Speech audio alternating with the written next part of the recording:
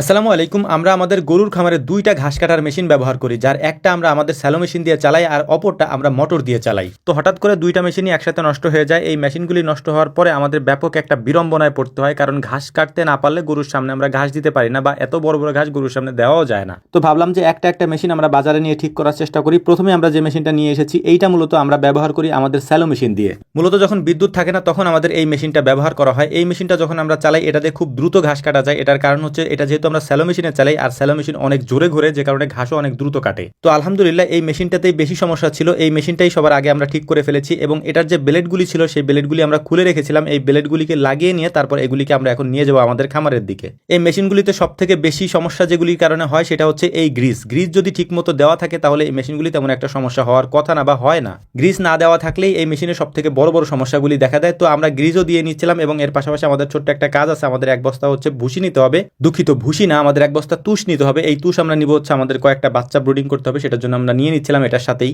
আমরা এই মেশিনটা খামারে নিয়ে তারপর এটাকে সেট করে সুন্দর করে রেখে দিয়ে তারপর আরেকটা মেশিন যেটা আছে, যেটা আমরা মোটর দিয়ে চালাই, ওই মেশিনটা আমরা দিয়ে যাব। ওই মেশিনটার বেয়ারিং ভেঙে গেছে, ওইটাকেও আমাদের ঠিক করতে হবে। একসাথে দুইটা মেশিন আমরা আনি না, এটার কারণ হচ্ছে একটা মেশিন দিয়ে একটু একটু কাজ চালানো যাচ্ছে, তাই ভাবলাম যে দুইটা একসাথে না নিয়ে একটা ঠিক করে তারপর আরেকটা আমরা ঠিক করার জন্য নিয়ে আসি। তো ভিডিওর মাঝখানে গুরুত্বপূর্ণ একটা কথা আপনাদেরকে জানিয়ে রাখি, আর সেটা হচ্ছে আপনারা অনেকেই জানেন যে আমাদের এখানে রাত 9টা থেকে 10টা কল দিলে আমাদের সাথে কথা বলা যায় বা আমাদেরকে পাওয়া যায়। তো এটা আমরা রেখেছিলাম আপনাদের সুবিধার্থে, কিন্তু ভাই রাত 9টা থেকে 10টা এর বাইরে যদি আপনি আমাদেরকে সারাদিন কল দেন তাহলে তো ভাই আমাদের কাজ করতে সমস্যা হয়ে যায়। এটা আমি আপনাদেরকে আকুতি মিনতি করে কয়েকবার বলেছি, কিন্তু এটা আসলে ঠিক হচ্ছে না। তাই দয়া করে আমাদেরকে যারা কল দিবেন তারা রাত 9টা থেকে 10টা এই 1 ঘন্টা দিন, এর বাইরে ভাই আমাদেরকে দিয়েন না। আপনারা জানেন যে আমরা সারাদিনই কাজ করি, আমাদের আসলে কোনো অপশন নাই। তো দ্বিতীয় মেশিনটা ঠিক করতে দিয়ে গেছিলাম। তো ওই মেশিনটা ঠিক হয়ে যাওয়ার পর আনিস ভাই বলল যে ভাই আমার সন্ধানে একটা মেশিন আছে, আপনি কি দেখবেন কিনা, ওই মেশিনটা নিবেন কিনা। তো ওই ভাইয়ের কথা মতো আমরা ওই বাড়িতে চলে এসেছি মেশিনটা দেখার জন্য। তো মেশিনটা বের করা হলো দেখার জন্য। এটাও হচ্ছে আমাদের মেশিনের মতো 2 ব্লেডের একটা মেশিন, তবে পার্থক্য হচ্ছে এই মেশিনটা সাইজে আমাদের মেশিন থেকে একটু ছোট।